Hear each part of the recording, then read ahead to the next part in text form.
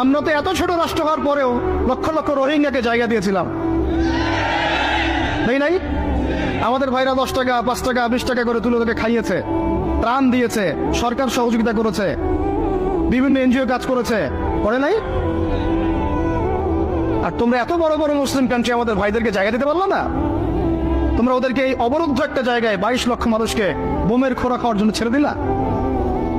আল্লাহ পাক তোমাদেরকে তেল দিয়েছিল, কোন ভাষায় বলবো আমি বুঝতে পারি না। আল্লাহ পাক এদেরকে তেল দিয়েছে, তেল, অয়েল, ব্ল্যাক গোল্ড। সবাই মিলে যদি বয়কট করে দেয়, ওদের একটা যুদ্ধ বিমানও ফ্লাই করবে না ইনশাল্লাহ। তেল ছাড়া কিচ্ছু করতে পারবে না ওরা। বাদশা ফয়সাল সৌদি আরবের প্রাক্তন রাজা ছিলেন, বাদশা ফয়সাল রাহিমাহুল্লাহ বলবেন, ওই একমাত্র সাহসী একজন নেতা দেখেছিলাম 1973 দিকে অয়েল বয়কট করে দিয়েছে। তেল দিব না, যা কি করার কর, যা।